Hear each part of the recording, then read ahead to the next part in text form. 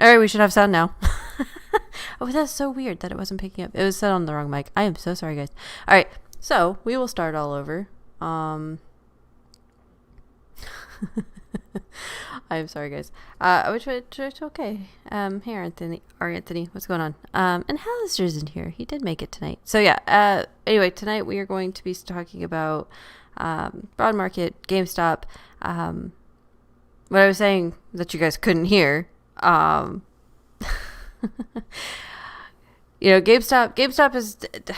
Today was interesting. Today was a very interesting day for GameStop because it started off, over 250 today, and it just plummeted. Like, it was hard to watch, but at the same time, we know that's part of their fuckery. It's part of the gameplay. It's part of just what they're doing because they've been crashing crypto. There was at least 6 charts that looked exactly like GameStop today.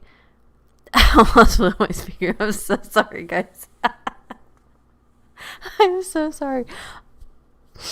My apologies. I'm so... Anyway, today made me more bullish on GameStop than ever, especially for, like, how Loopring's going. Loopring, I keep adding to my Loopring every few days. I'm trading different cryptos here and there, and I'm trying to put it into Loopring, and then I'm trying to play Loopring a little bit. Like, I don't ever cash out fully. Like, I'll take out like a third when it's, when I think it's that peak, and then once it dips, I'll take it out and put it back in. So I'm like adding to my Loopring as much as I can. And it's been pretty fun. I've actually been able to, I think at my high, I had like 200 and some odd Loopring coins just from trading different cryptos. So it's been fun. I'm loving Loopring. And plus, and then we had the CEO of Loopring retweet Ryan Cohen. And I'm sorry, what? Can you be more obvious? Can we just be middle of December when they have their big announcement saying, yes, we're with GameStop and all this other stuff? It's all speculation. It's all 100% what that is. But at the end of the day, I do believe there's something there. It's, again, no such thing as coincidences here.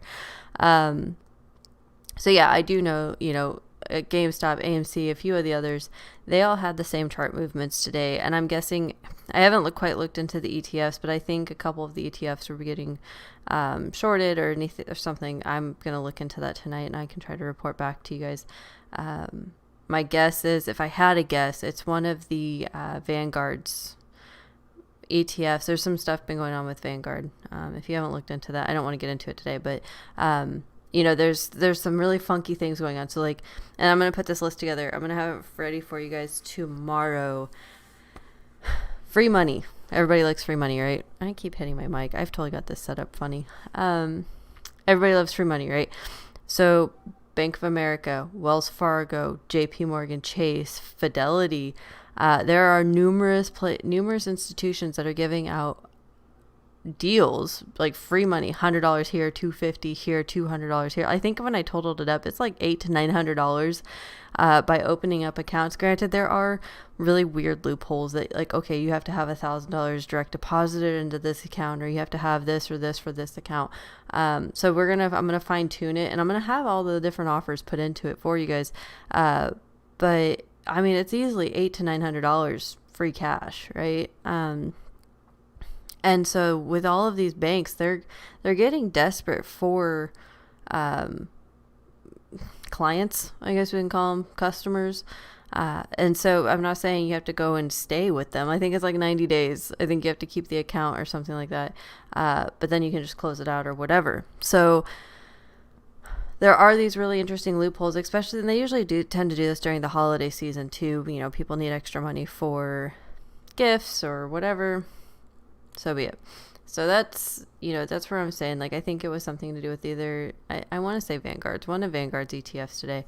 I don't think it was BlackRock, and I don't think it was SoFi. SoFi is actually not doing too bad. They did go down in their stock by a couple dollars, but not too bad. Trying to think, is there anything else on GameStop?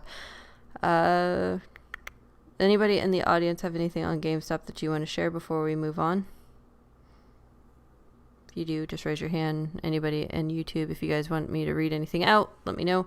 If not, we're going to move on to something that's a little more intriguing. So, on a broad market scale here, I need everybody to kind of keep eyes on what is going on with China and Taiwan. The tension there is huge. The Taiwanese, they're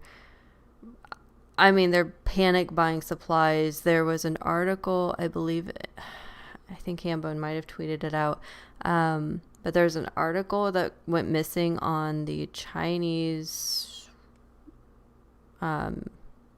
internet, or the article is just gone now, but someone got a quick screen grab of it, basically saying how to buy real estate and the newly acquired Taiwan, or something, a new reemergence of Taiwan. So basically stating like Taiwan will become part of China again.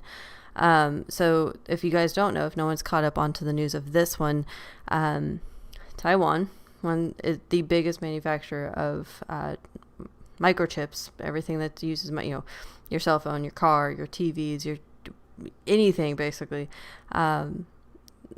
There's the massive chip shortage, right? We have this thing going on. That's why graphics cards are expensive. That's why cars, Ford has trucks sitting out on their line, basically can't even put them out to the dealerships because they don't have their computer parts, their computer chips put in because of this chip shortage. And so right now there is a very weird back and forth going on between the United States and China over Taiwan, because Taiwan is a free nation, and so but China wants over that control and everything over them again. Obviously America probably not going to be doing, they're going to do everything they can to help them, and so there's a very major Cold War going on right now. And if you guys haven't been paying attention to it, please look it up. It also goes into the trade wars that we have going on with China and things. Just, again, supply and demand, the supply chain shortages. So this is crucial that please, if you haven't looked into it, please do. Because there's just, it's pretty gnarly. I'll dive more into that. I don't really want to talk about, holy crap, we might head to World War III soon, and nobody's talking about it. But Australia is preparing for different things because they're, one of the biggest traders with China, and they were having some major feuds earlier this year. So yeah, that's something to definitely look into. But we also have the Evergrande. Evergrande is in China. They're hurting. I think they missed their last payment. Like, I think they're officially in default, if I read correctly. And so now we're going to start seeing the repercussions of that.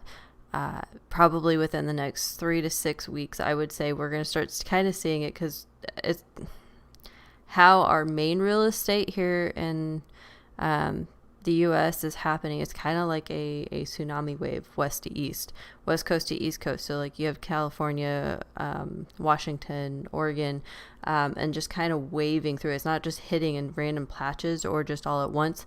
If you kind of watch how it's transpiring, it's basically a tidal wave pushing from west coast to east coast. And right now it's about Central Plains, Midwest, where these foreclosures are starting to pop up. The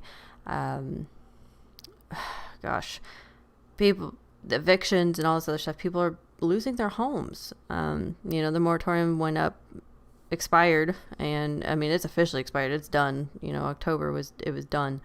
And so all of the courts are starting to take all the evictions and the foreclosures and everything. And so actually I have A.U. Hunton in here, and he actually is experiencing this. He actually just saw a house. So I do want to invite him up to speak, so that he can kind of speak on it. But from what he's seeing, me personally, I'm here in Florida. We don't see too many houses yet, but we are starting to see more homeless. We're starting to see more people, houses kind of getting trashed out. People, more houses going up on the market and staying on the market, like versus, just you know, going like this. You know, they were going like, you know, staying on the market for like a day and they were being bought. But now, you know, Zillow is now done buying houses. They had to pull back. They're trying to sell off now. BlackRock, I'm actually seeing a slowdown in their purchasing of homes, because they are, quote, too expensive. So Zillow said too, this hyperinflated market that they created is now gone bust and nobody can afford these homes. Banks are tightening up their lending requirements.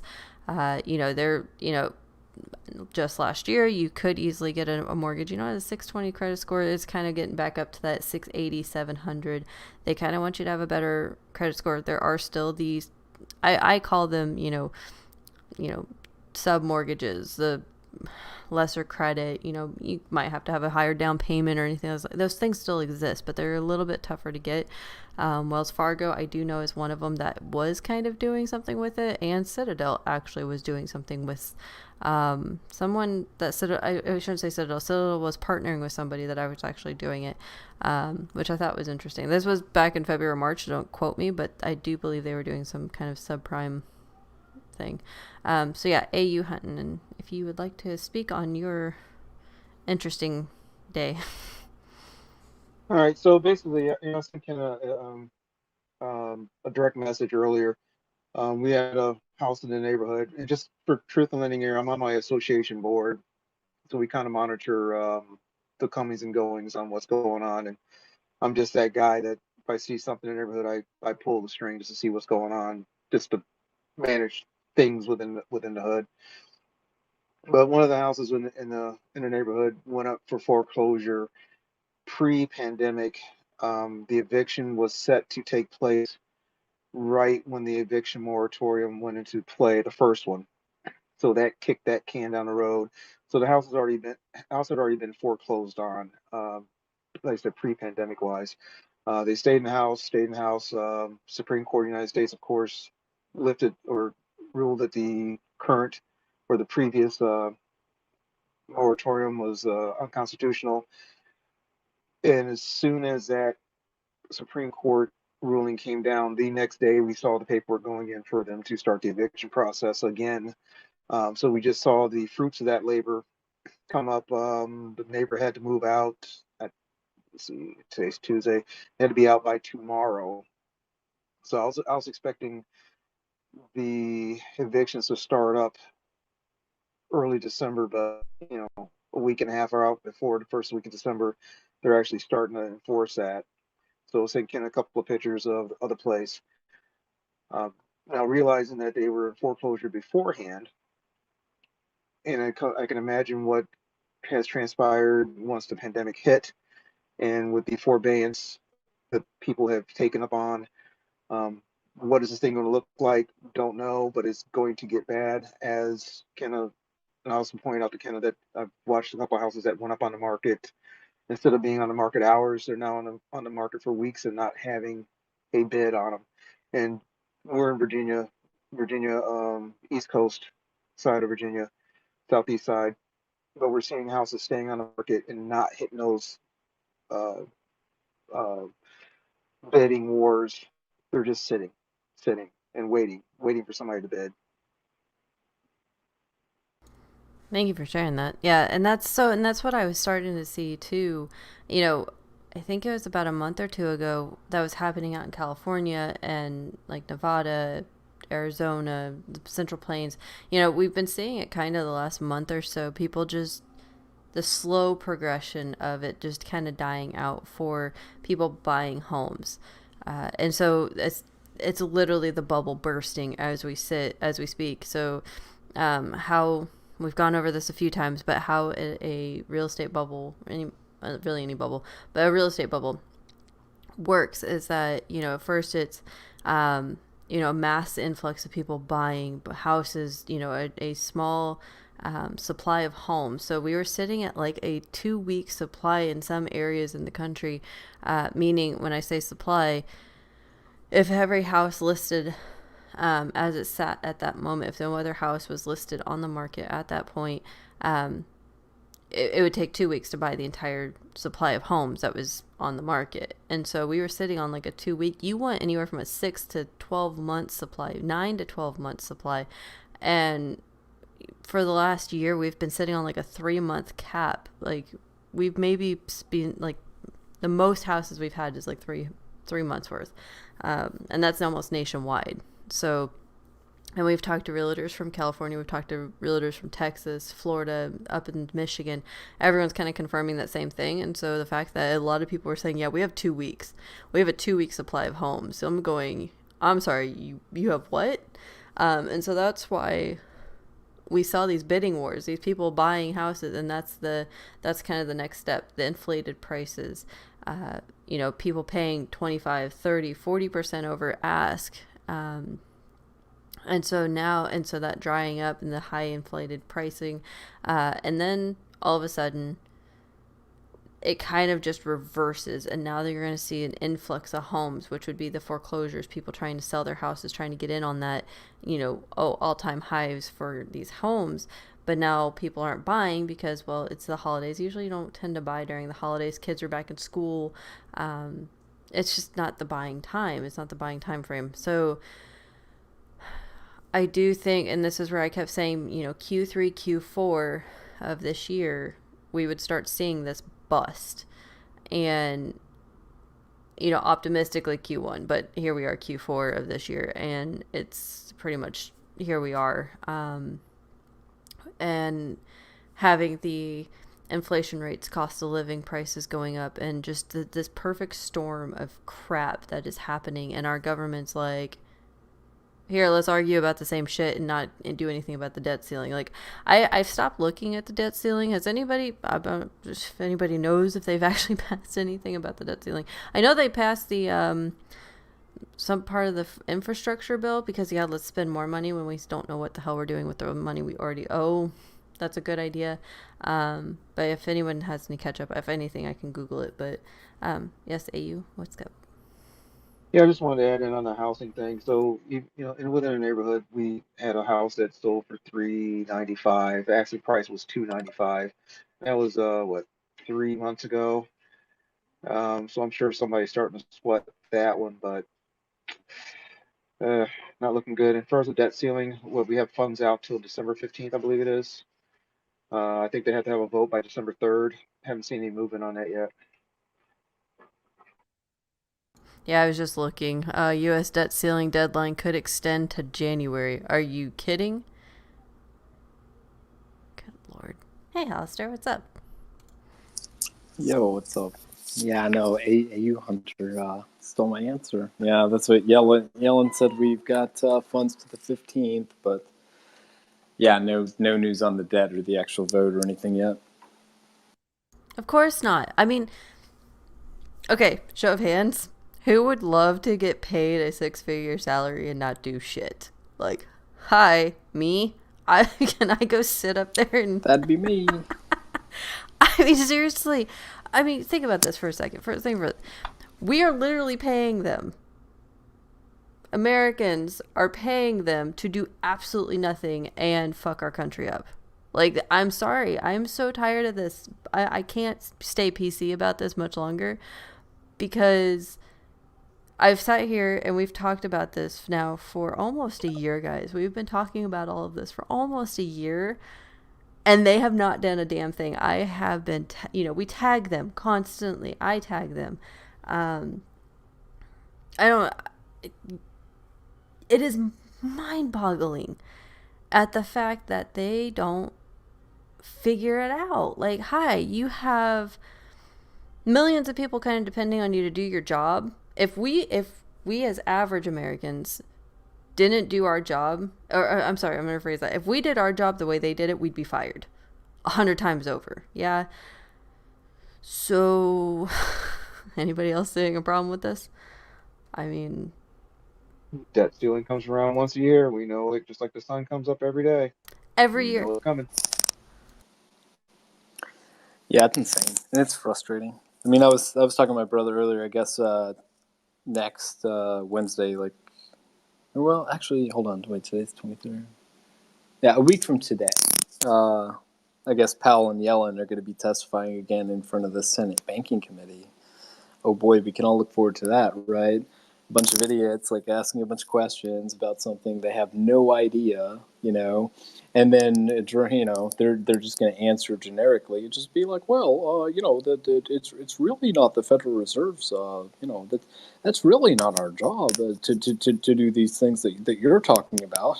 And it's like, yeah, he's probably right. It's not, but I mean, it's so insane, like how they just can't get anything done, and I mean, it's I don't know, it's really frustrating.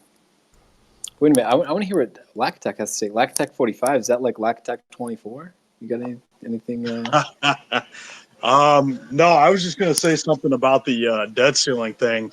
I was listening on Boss's his live stream the other day, and he was talking about there was going to be a reconciliation period of about 2 weeks, and that they had to have some decision made. I think it was before Friday of last week or Friday of this week.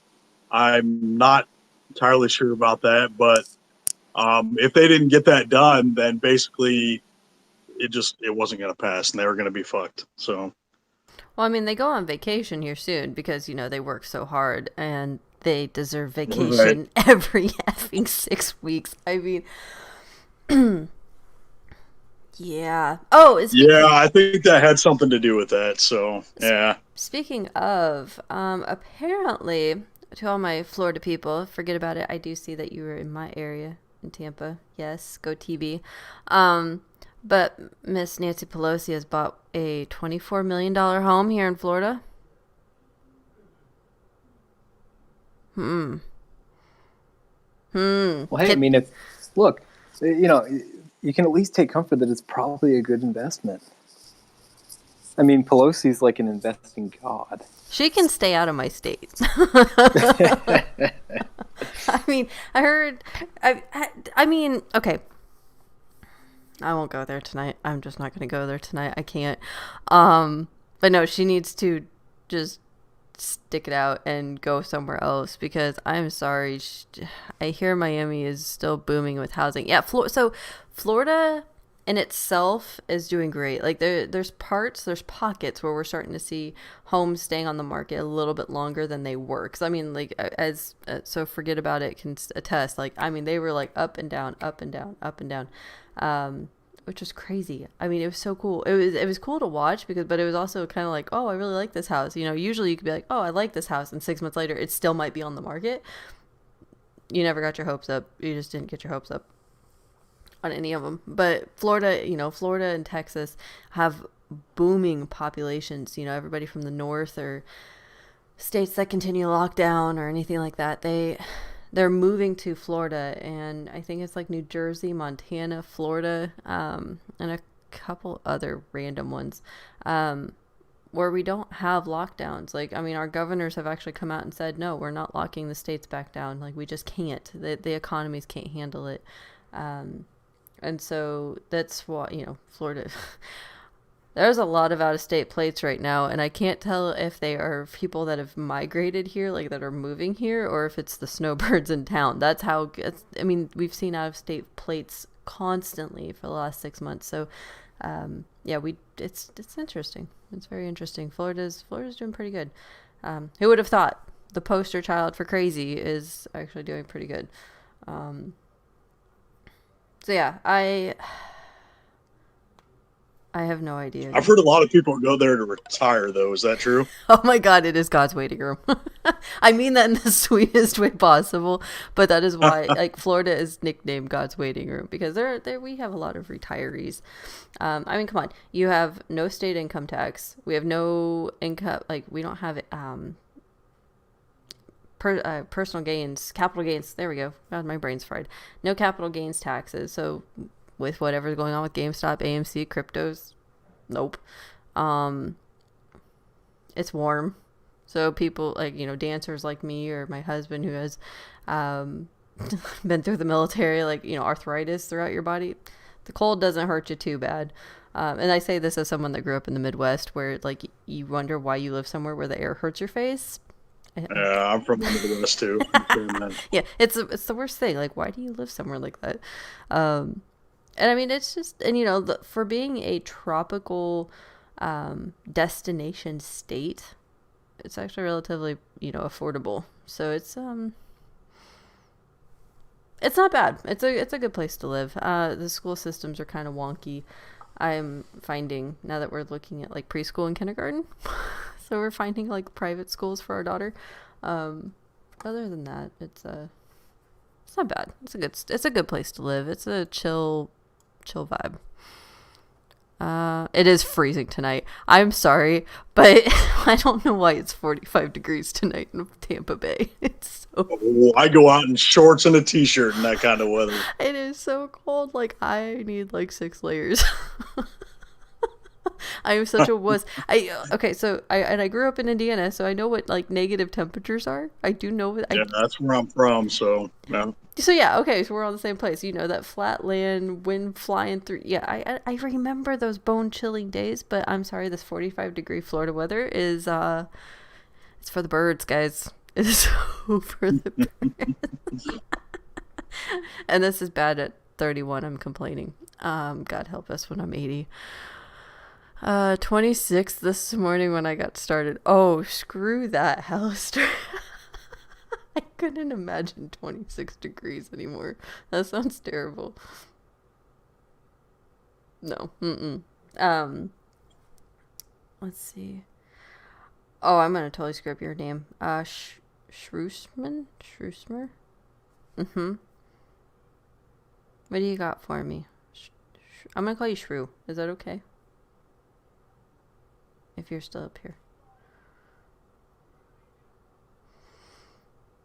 Guess not.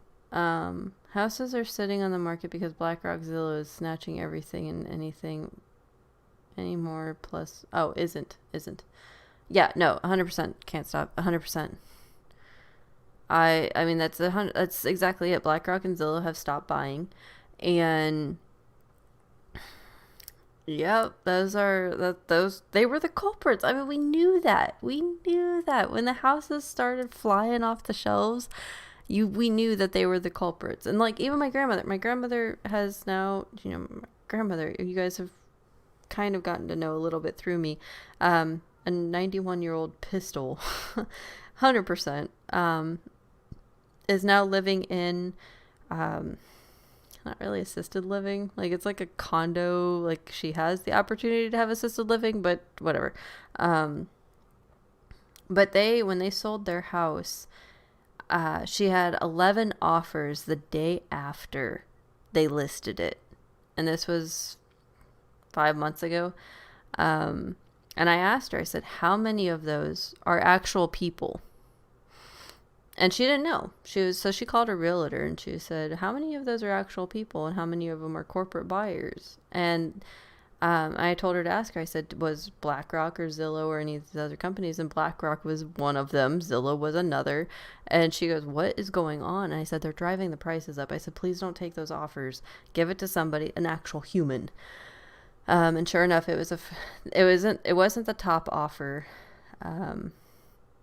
But it was a single woman, a young woman, first house. She wanted to go in and kind of redo it up, like, 'cause it was an older house.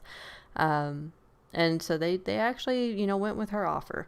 And it did come with, them having to do something with the roof. There was something in the roof that needed to be fixed. And so my grandmother went in, hired somebody, they had the roof fixed and everything. And so, but yeah, she was like, no, I'm not going to give in to these corporate people. So I love that. My grandmother is such a beast. Yeah, good for her. Yeah.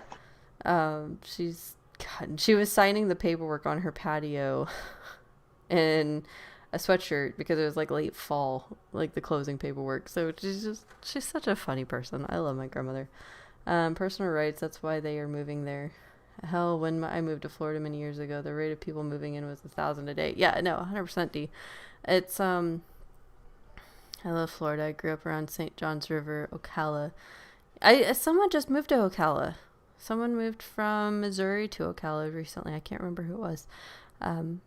Poking gators and driving airports. Yeah, I mean, that's a normal Tuesday, right? No, just kidding. Don't poke the alligators, guys. If you're not from here, do not poke the alligators. That's cool though. Those airboat rides are fun. Mm-hmm. I've been on one of those things before. What are the trees? I forget them. The mangroves? Yes, the Yes. mangroves. Those things are cool. They are very cool. I love the mangroves, and except for we did learn when we went and shot someone's house. They had to go and have the mangroves trimmed.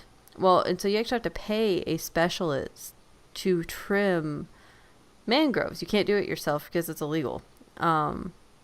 And so yeah, they said it was like $10,000 or $11,000 just to have those things trimmed, and I'm like, holy crap. Oh, I got to get into that business. Good Lord. That's what I'm saying. It is a typical Wednesday. That's right. An alligator tail is delicious. Oh, poor alligator. You guys know how I feel about that. Like, alligators are such beastly animals, and I'm still like, poor alligator. Yes, alligator. I hear is tastes I don't like know. In Tennessee, yeah, that's what whenever we have a football game up here against Florida, that's what all the places near campus make gator. Gator bites. Yeah. We have some fried gator.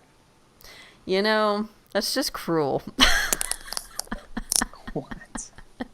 Can't eat the gators. It's just terrible. Best eaten fried gator tail. Well, and so we've been fishing lately. We've been going fishing quite a bit. We're actually going tomorrow again. So I would love for people. That's actually something that Hambone's going to be doing. He's starting his own channel. Not part of BullHouse, but he's going to take you guys fishing.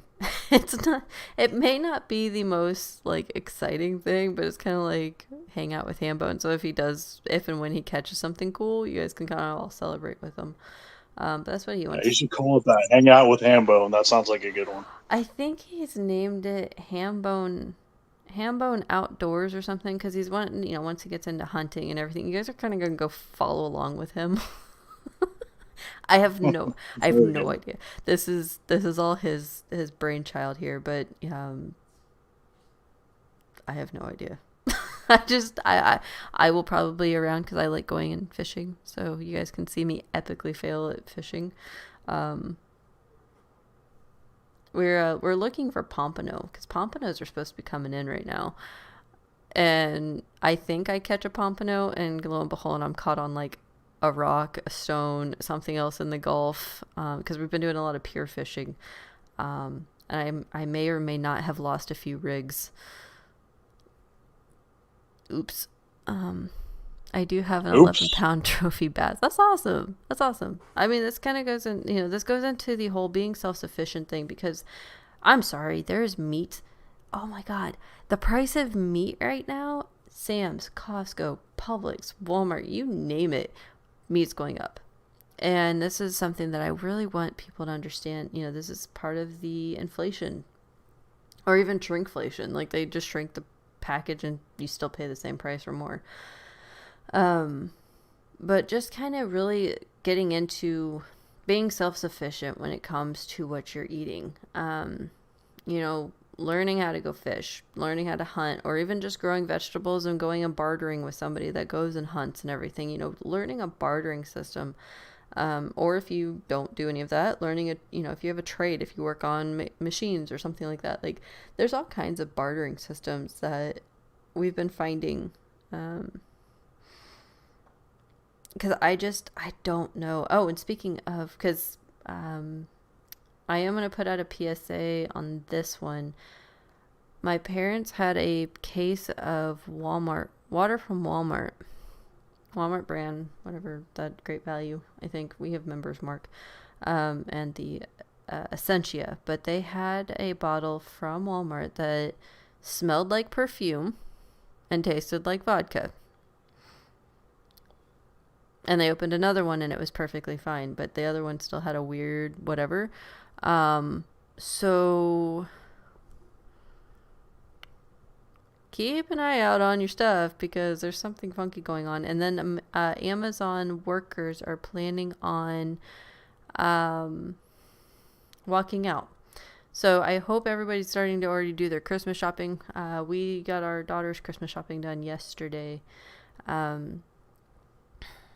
and the shelves are already starting to look kind of bare. Like, you can already see, like, them trying to just kind of shove everything to the front to make it look like it's full. But there's not really that much there. So, and this was at Target. And Target's Black Friday specials are already starting. They started on the 21st. So I'm going to put that out there too. So if you are wanting to do Christmas because of supply chains, because of all of this, I would be starting earlier than later. Because who knows what's actually going to be out on the shelves come this time next month. Turkeys are also weirdly almost gone. I mean, I know Thanksgiving's on Thursday, but whatever. And then ham prices, I believe. I've been reading some locations ham prices might be going up, which I don't understand because pork prices should be low. So just kind of keep an eye out on pricing and kind of look for ads, get on Google, see what you can find. Right now, it's kind of my goal is trying to help everybody kind of beat the inflation prices this year for holidays, because it's going to be a killer. I hate to say that, but I think it is. Yeah, AU, what's going on? Yeah, I was just going to add, looking at the shelving, yeah, yeah. So talking to Mother in Michigan, same thing up there. If you see it, you might want to grab it, not being panic shopping, but if you see it, you want to eat it or going to need it, get it.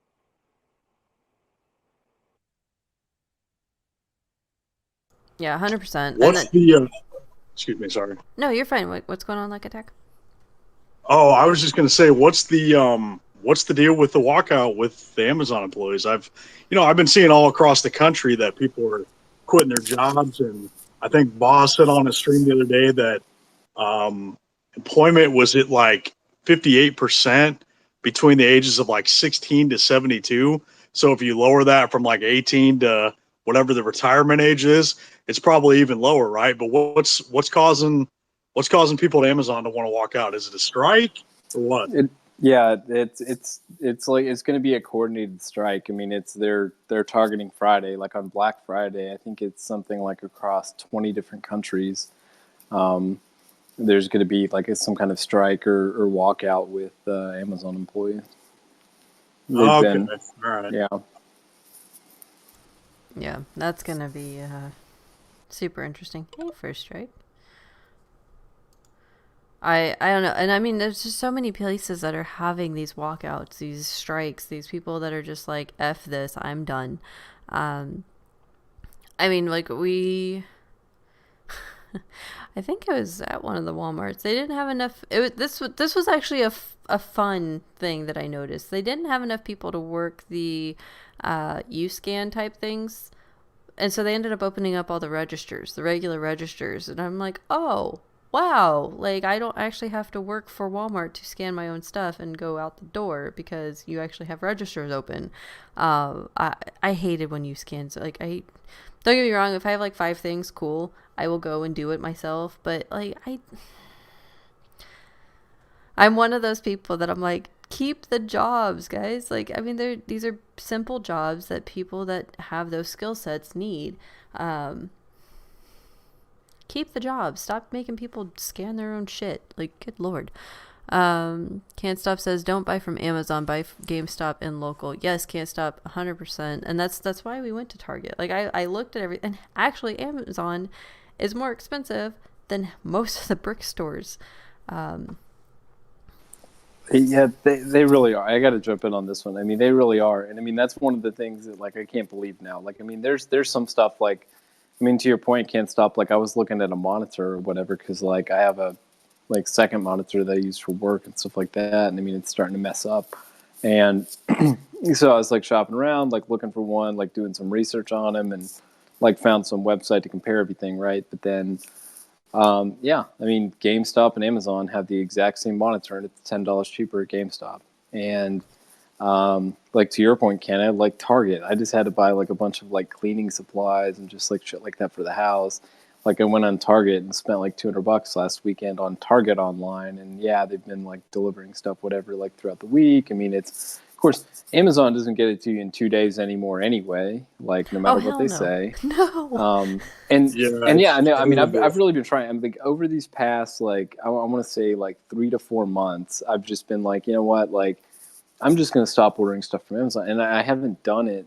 Like I'm not one of those that has ordered like a ton of stuff of Amazon, but I guess I used it maybe a little bit more than I thought I did because like now whenever I like want something, I'm like, okay, well, where do I go to get this? And the first place I always think is Amazon, and I'm like, no, that's stupid. Like, there's got to be like a bunch of other places where I can get it, but then I'm like, but where? Like, it's disgusting. Like, they've trained everybody, and that's the thing. I mean, this is something that's happened over the past like 10 to 15 years where back in the day, like Amazon might have been cheaper. And back in the day, the stuff you got from Amazon might have been of decent quality. But like, that's just not really the case anymore. I mean, it's filled with like just secondary sellers and like Chinese manufacturers that just like sell you crap. Like, it doesn't necessarily get there like within a couple days anymore. And the whole Prime thing is really bad. Like, I mean, I was looking like, I don't know, I'm shilling GameStop now, but yeah, you know, Power Up Plus rewards, right? That's $15 a year. Prime is like $130 something dollars. And like, yeah, I mean, the shipping and everything, if you use it a lot, I mean, it definitely used to be worth it. Like, it used to be a no-brainer, but these days with shipping being what it is and with the quality of their stuff being what it is, like I'm actively trying to move away from Amazon. Yeah, they're trying to, you know, get rid of all the brick and mortar stores and any of the competition. I mean, I read something a while back ago that, you know, Bezos, excuse me, he basically gets with the hedge funds like Citadel, theoretically, right? Um, and they, you know, they just short the hell out of these stocks like Target or what was the Toys R Us? They went under. Sears, they went under. You know, they short the hell out of them so that they can get rid of the competition, and then they can just dominate the market. Like, it's fucking stupid. Excuse my language, but you know what I mean? 100%. It's it is ridiculous. And so, and this actually, I'll get into this in a little bit, but it actually brought up a topic that Hambone and I were discussing in the car today. So, first strike, I know you just came up. Did you have something you wanted to add into this, and then I'll get to you, AU.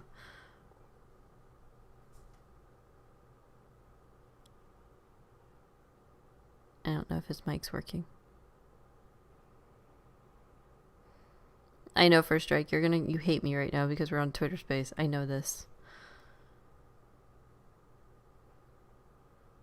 AU, what do you got for me while he figures the mic out? Yeah, it's an interesting segue. So I was listening to an NPR article earlier today, and we're talking about Amazon and how there's people out there that spoof the original sellers and hijack their accounts and then insert counterfeit goods in those stead, and how there are third parties that are hired in to try to beef up or bump up rating reviews.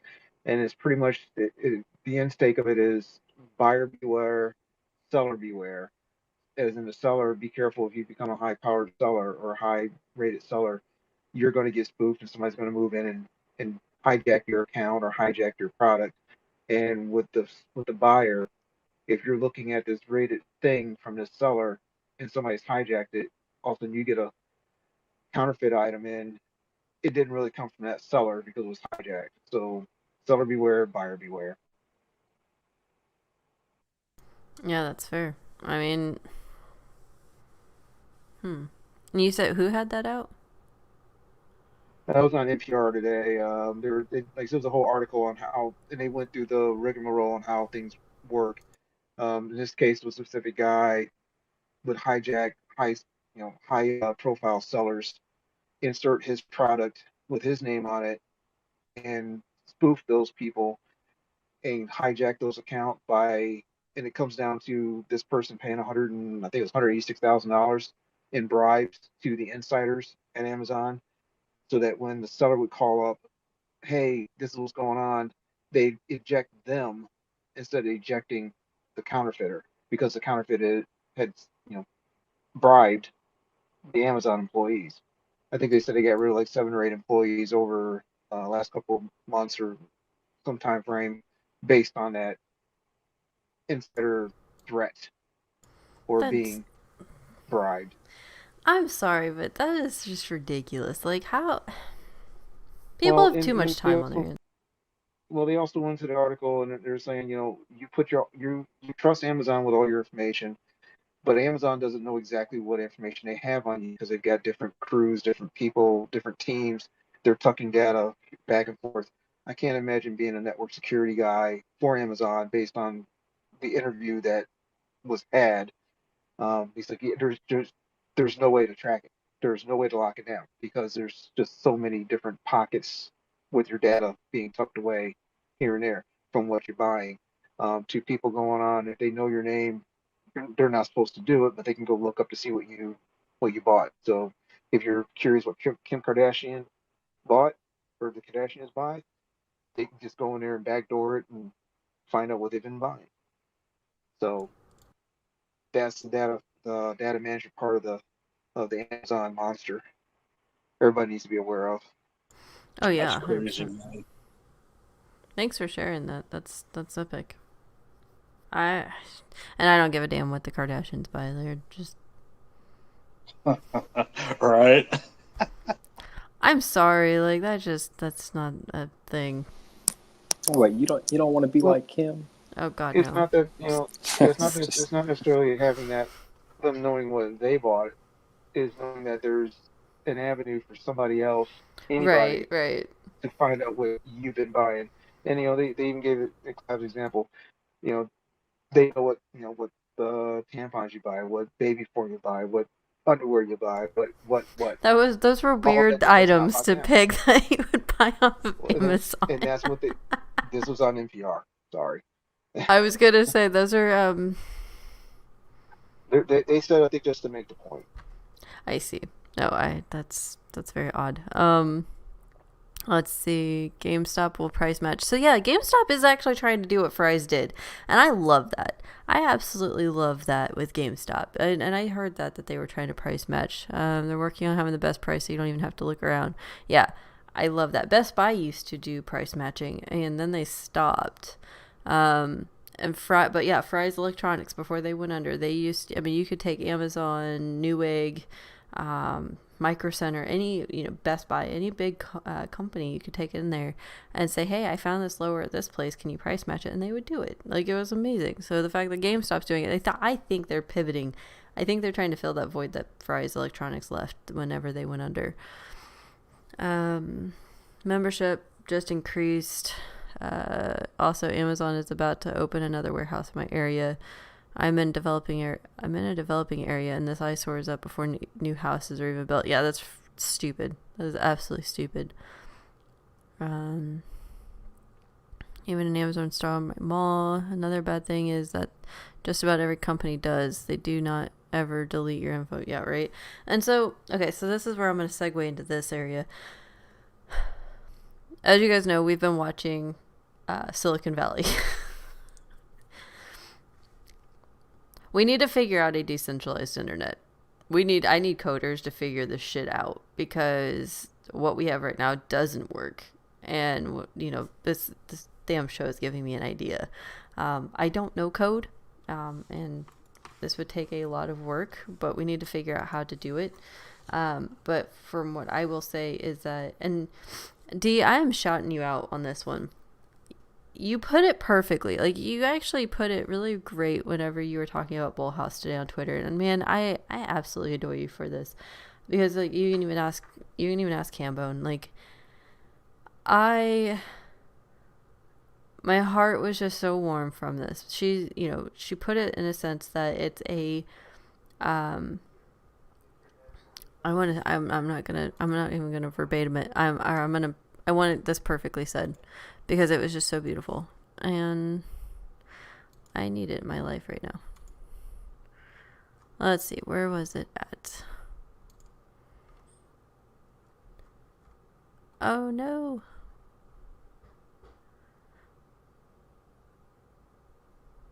So, talking about the magazine. So she said, did y'all know that BullHouse now has a monthly magazine, covers variety of factors affecting market and website with content, no big tech censorship. And that was amazing. That was exactly it, right? I do not want censorship, and this is where I keep saying, this is why I keep tweeting out, I want people to be able to do content for the magazine, or if you have something you want to put up on the website, I would love to have it on there, educational based, or even just opinion. I mean, opinions can, if Hallister has an opinion and then AU sees it and it's kind of a missing piece to what he's been looking at, and Curtis just comes up behind them all and says, hey, holy crap, this is exactly what I'm looking for. This is where we keep talking. This is why, BullHouse exists, is just to keep talking and getting information out there, because somebody's going to stumble upon something that someone else may need. And there's not enough man hours to keep scrubbing the internet for things that we need, because, they keep taking down things or adding things or hiding things or whatever. And so that is always and always will be the thing with BullHouse, is no censorship. I can't in my heart do that. And that's where we also, we are going to try to build a social media platform that doesn't censor. I know Gab exists, Gab Social exists, I know that. But BullHouse social media type thing, it probably won't be BullHouse, it'll probably name something else, we'll figure that out. But, it'll have streaming where we can do YouTube, and it'll, I want it to be community driven, not having big corporations that want to censorship. If they want to have ad revenue, they have to agree to the terms that people are free to speak. First Amendment, 100% has to be protected. And so, we'd have streaming like YouTube. We'd have Twitter type things, Facebook, whatever, where you can sit there and post stuff. Maybe we take it back to MySpace days, having that kind of simple setup or something where you can customize your own page and make it your own thing. But that's something in my head that I think we absolutely need, is where we won't be censored, where it is, if, we're providing content and company XYZ wants to come in and put ads on this, well, you are agreeing to what, we're putting out here. We're not going to abide by your rules.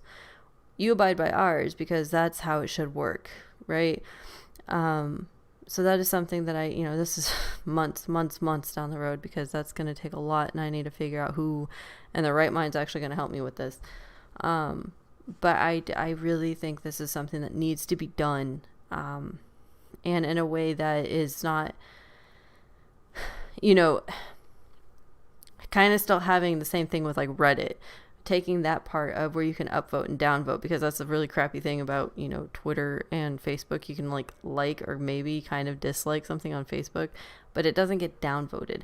The community can actually decide, like, yes, this is good content, or no, this is bad content, or hey, yeah, I want to still see this even if somebody else doesn't like it. Figuring out a way to get the bots not to be able to interact with shit, that's a big key, because bot accounts are just drive me nuts. But yeah, I wanted to shout you out, because that really warmed my heart. Someone actually really, like, you put it perfectly, because it is no big tech censorship. They won't buy us out. No one will ever buy out BullHouse and say, oh, hey, if you stop saying XYZ, we'll give you X amount of dollars. No, I'm sorry. Not for sale. I'm not going to sell my soul to the devil. That's not how this works. I just want people's voices to be heard. And this is how we make change. This is, Hambone said it best. This is back in, Boston Tea Party, when they were talking in the bars and the churches and things like that. This is us talking in our bars, this is us talking in our churches on a massive scale, because at the end of the day, this is how it happens. There are more of us than there are of them, and if we make enough noise and we do enough shit and can get our point across, we stop utilizing their tech, we stop utilizing their services and things. And someone develop a smartphone, someone develop a decentralized smartphone. We're already trying to use crypto, that's decentralized. It's what we have to do. We got to break the system in that sense. We're already breaking the financial system. We already figured out how to do that. When you have billionaires crying on TV, you know you broke a system. So that's always a great feel. But Yeah. that's the best thing I think I've ever seen in my life is they're such bullies. They're not playing by our rules. I'm sorry, what? I'm sorry, what? So Damn narcissists. That's all they are. They're narcissists.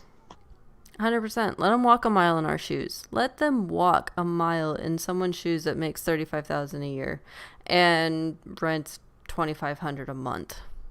Grocery bills going up drastically. Let's flip the roles here a little bit, and see who actually survives this. So, Yeah, I'm really worried about what's to come for a lot of Americans and just a lot of people in general outside of the country. I mean, this is going to get bad. It's going to get real bad. yeah, And yeah, I hope people are hedged against it, like Boss always says too. Like if you got the right investments and you're putting your money in the places it needs to be, you'll probably be okay. But there's a lot of people out there that they just don't have that will to want to learn, or they just want to put their money with somebody that can take care of it, and then they end up getting screwed over that way. And I'm just concerned. I'm really worried about what's going to happen with people these days. It's coming, and it's coming real quick. So oh, it is. Well, in Australia, gosh, if I have anybody listening from Australia, man, my heart is going out to you. 100%. Like they just keep fighting.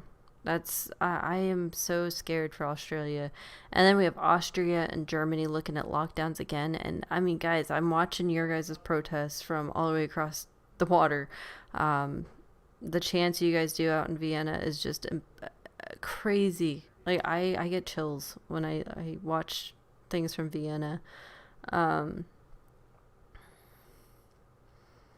I don't know. I'm still working on my COVID research, and now this whole thing with the smallpox and things like that. Like there's some really bad shit going on that I see, and it hurts my heart a little bit. And I'm an empath, 100%. Like I go off vibes in the world, and Hambone and I were talking yesterday, and there was just a really weird vibe. And I mean, it was a good day. Like I wasn't feeling great. Like, I had a stuffy nose and stuff from being out in elements and everything. But there's just a really weird vibe in the world, and it doesn't matter what you're doing, you can just feel it. And so I'm not going anywhere. I will be a positive light. I promise you. I will bring the truth as much as I can, whatever I find, because this is what I'm meant to do. Just something weird, and I don't like it. D says that if people want to be free to express themselves, we must invest in alternative sources of info. 100%. Love you too. Aw. If we stand by and let others be censored, at some point they will come for you. And you know what? And this might get me canceled. And I really don't. I mean, I care, but the whole thing with Rittenhouse, I actually applauded that. I applauded that because that was and I know people that aren't from here, they're going to be like, oh, you and your guns. But that was our Second Amendment. And I mean, Hambone, being military, he's taught me how to shoot. I can, it's a good hobby to have, going to the range or whatever. It's a good stress reliever. If no one's ever done it, if you haven't done it, go to a range, because you'll be like, oh, okay, it's a good hobby. It makes absolutely. It makes you focus, because you have to be 100% focused on what you're doing so you don't screw something up. Like, that is 100%. And so, but I wanted to punch somebody so bad when I started seeing, because I didn't watch all of the trial, but when Hambone was telling me about what had happened with the damn prosecutor and seeing pictures of him handling a gun the way he did. Oh my God, that told me everything I needed to know, that we need to teach people how to properly handle firearms more than just scare people away from them. Because the fact that, I mean, there's rule number 1, you do not put your finger on the trigger until you are ready to take down what is at the end of that barrel. You do not touch that trigger, 100%. And the fact that he's waving it in a courtroom, I'm sorry, what? I am sorry, like my heart is pounding right now. And so, you know, and the whole, you know, compression, the whole compressed video at the very last thing that they did for evidence or whatever bullshit, Hambone uses that software. It is an extremely hard software to use, and that was bullshit that they were like, oh no, we didn't do anything, whatever. But no, Rittenhouse, I did applaud that trial, because that was, oh God, it was hard to watch, yes, and you know, it's been a long year for him, but I do believe the jury came out right on that, 100%. And I know that's not I don't know if that's going to be a popular opinion. I don't, but this is my voice here.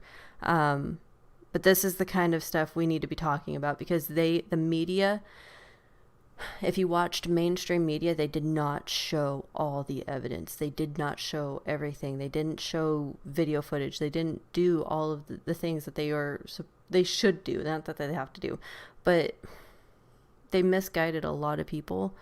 And that is why I want to try to make BullHouse as a, you know, censor-free, like, news, whatever. I mean, you know, we're gonna, you know, we talk about global news, but it's gonna be more prevalent now, because it's the fact that, you know, there was a question, I think it was Tucker Carlson asked him, he said, did you ever believe that the media could be so skewed? And he was like, no, I never believed that would be a thing until they started reporting on my case. And that is so disheartening. Like, it was just so, there was so much to it, but Wow. Yeah, it's just, sorry. It's one of those things. I mean, it's interesting. I mean, obviously it's controversial. I don't know all the facts either, but I can take that. I mean, I can say that I probably agree with you that they came out with the right answer in the end, but you can also zoom out, like, you know, and just look at it from 10,000 feet and say, okay, you've got an underage kid that took his gun to another city with the intention to start some shit, and some shit went down, probably not in the way that he imagined. He ended up killing some people. Like, should he go to prison for that for the rest of his life? Yeah, I don't know. I mean, and that's the whole trial thing. But I mean, it is kind of funny that, you know, he marched his way out there to some kind of an event with a gun with the intention to start shit. And he got what he wanted. Wait. You're trolling me, Hallister, aren't you? Not completely. Like I say, I think they got there in terms of the verdict. Well, no, you know his dad lives there, right? Yeah, and he works there. He was there putting out, like, fires and cleaning up graffiti and everything. Like, there's a whole bunch of stuff that, like, wasn't covered in mainstream at all. Yeah. I heard he was defending... Oh, sorry, go ahead. Well, no, like I said, I mean, I don't know everything about it. I'm just saying, like, huge bird's eye type view. Lag Attack, what did you have? Oh, I was just going to say that I thought that I had heard that he was going there to defend his grandparents' business from being looted or something like that. I don't know. Something, I think it was the gas station or something like that. I can't remember what the business aspect was. I know that was one of the main reasons he was there. But I do believe, I know you, funny that Rittenhouse witnessed the prosecutor choke the entire trial and never offered aid. Oh, truck nerd. That's terrible. It wasn't illegal for him to have that gun. Do you correct me if I'm... it was at his dad's house, right? And his dad lives in that town or something like that. The gun didn't come across state lines or something. There was something that came out in the trial about that, and I will not speak anymore about that aspect until I know 100%. But there was a lot of misinformation that came out of that trial. That the media kept saying this and this and this and this, and then come to find out, no, it wasn't that case. And that's why certain things were taken out. That's why the judge was like, no, we're not talking about that. No, this is incorrect. That's why we're not talking about that. But yeah, if you guys haven't watched the trial, there are some key days that you really do need to go watch. Because it was huge. It was like, whether you disagree or agree, I personally would put it up there in terms of importance being, or widely viewed as the O.J. Simpson trial. Now, don't sit here and laugh, but that's how big this trial is for a lot of things. Granted, two totally different aspects here, but that's how much coverage it got. And then there was another trial going on, and I think he was also found not guilty. Someone help me out with the name here. I can't remember. I have no idea. I'm sorry. No, it's cool. It's but there was another trial going on at the exact same time that shouldn't have garnered just as much of attention. Shoot. Oh, you mean Epstein's wife? Is that what you're talking about? No, that starts on Thursday. That's Oh, okay. All right. that starts on Thursday. Let's trust me, I'll be watching that one.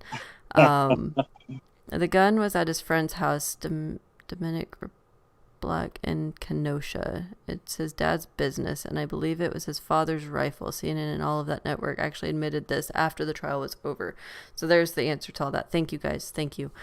And no, he was originally there to clean up. Then someone asked him to protect the car lot.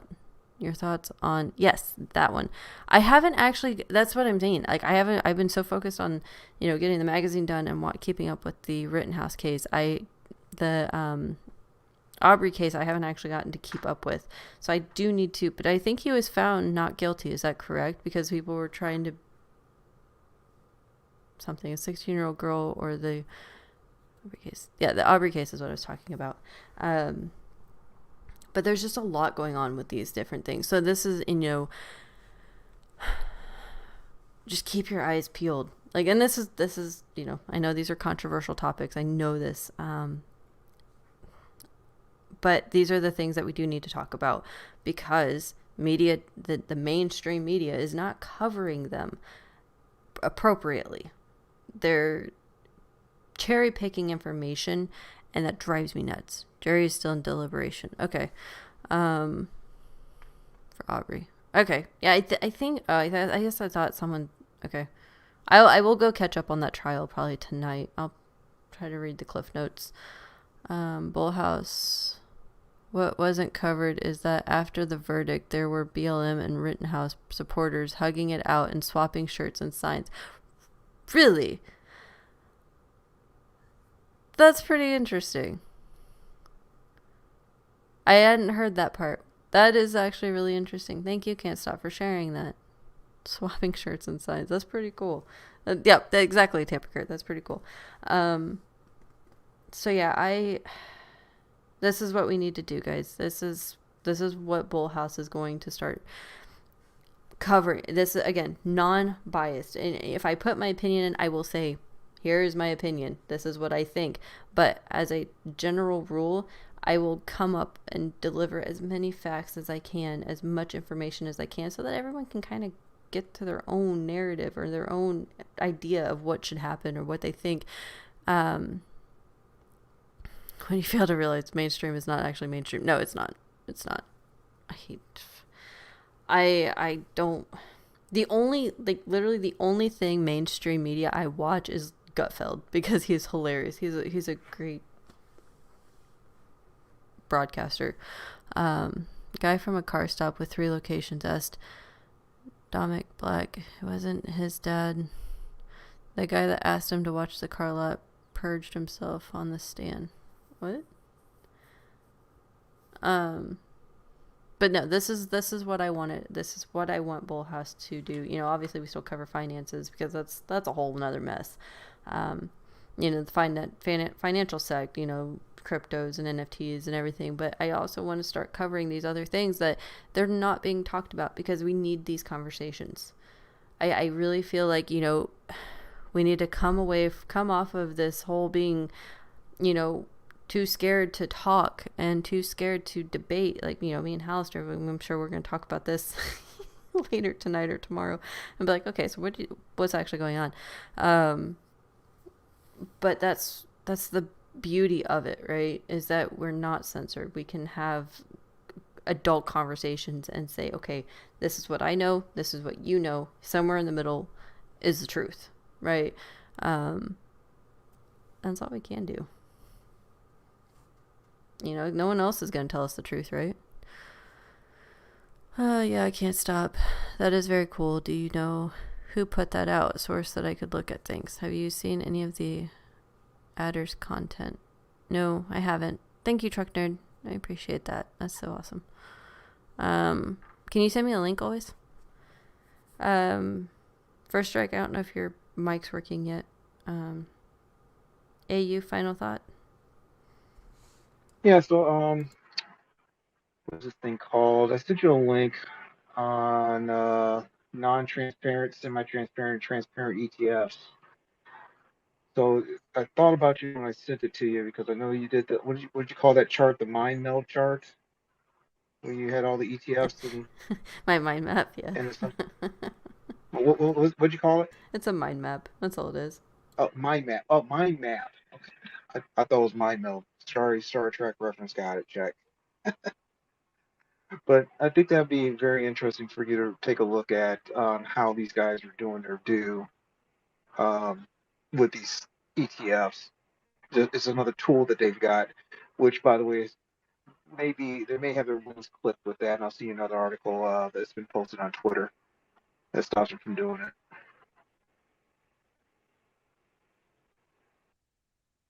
Yeah, I will definitely take a look at that. Thank you. And then to everybody out there, like I said, just be conscientious. It's going to be a cold winter out there, and we got people. Evictions have started. Yeah. Could be your neighbor, could be, who knows.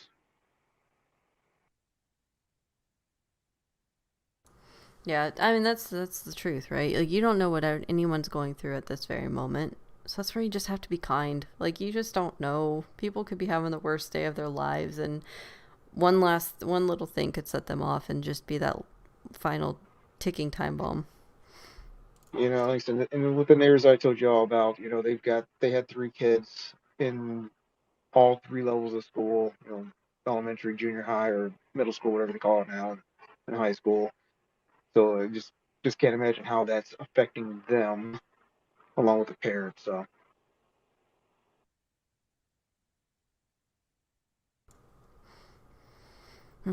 I think when we all get rich as hell, we just need to help out as many people as we possibly can. I watched a video on YouTube the other day about this guy that goes up to these like different houses and apartments and stuff, right? And he knocks on their door and he talks to them a little bit, and then he asks them what they pay in rent or what their mortgage is, and they tell him, they're a little kind of creeped out about it because some random person's asking them about it, but then he pulls out a wad of cash, and I don't know if he's doing it just for YouTube publicity or whatnot, but the idea behind it is, he's giving money to these people to help pay their rent or their mortgage or something, even if it's a month or 2 months. I mean, even a little bit can help. It can go a long way for some people so that they can actually get ahead. And, that's something I want to do. I want to help out people as much as possible if this happens, because we're going to be rich as hell when this is all said and done. So 100%. Okay, is my mic working? Yes, it is. Hey, Tyson. Hey, so I'm working on a project that does something like that. It's something that is going to be shareable, and all you got to do is donate some of your time. So my plan is to make a PowerPoint for people that want to get into the stock market and never been in the stock market. You don't have to be advanced in any way of a trader. You don't have to show them, you've made money, you haven't made money. All you have to do is just introduce them into the stock market, show them how to get into a brokerage, all the different brokerages there are, and this will all be in a slideshow PowerPoint that I'm going to start sharing. Like I'm going to start doing it in my own community, and it's going to be free.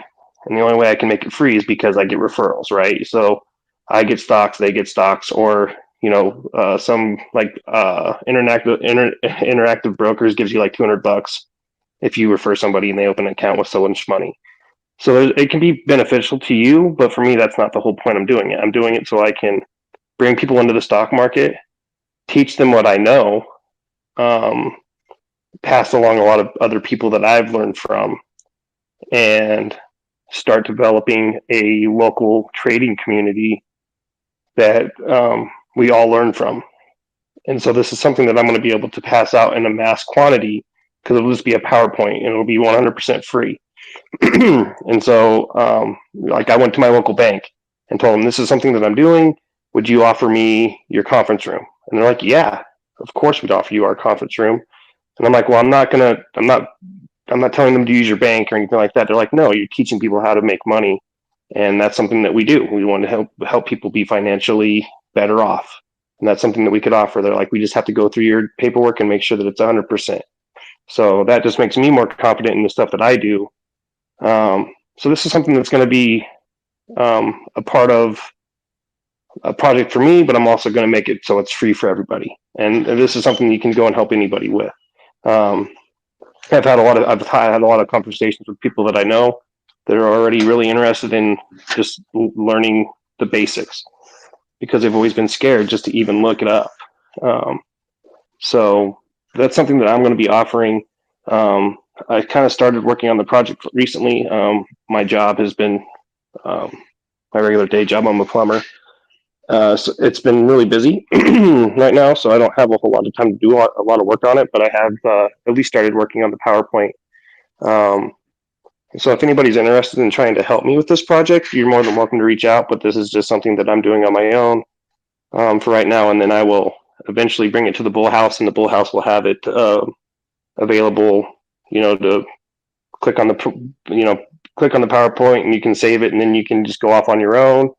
And you can always come back to the online group, that's running this and say, hey, I need help. I'm not getting enough people or whatever. And we can just have a big community of people just trading and learning as they go, like I have. I've made a lot of money and I've done well in the stock market, but that's not what I'm going to go out and preach. I'm going to just show people it's not scary. There's a lot of stuff out there, and there's a lot of people you can go and follow and listen to and learn a lot. And so it's pretty easy, but that's something that I'm trying to do for my local community and eventually, like I said, an online community. And I'm willing to give that out to anybody that is interested. It's so epic. I look forward to it, Tyson. I know you've been talking about doing it for a while. I know work's so hectic for you. I'm sad that is the thing. And I cannot wait till, you get to do more of what you want to do. Because I know this is what you're passionate about. And so, we will... It'll be on the BullHouse education tab, it's the free area, the need to know information, because Tyson's analytics are freaking astronomical. They're just out of this world. But yeah, I've always said the need to know information for BullHouse, anything that we find, anyone that wants to contribute to it is always going to be free. And it'll be on the website. So whenever he's done, and whoever wants to help Tyson out, I'm gonna put out that call to order here. Yeah, you can DM me.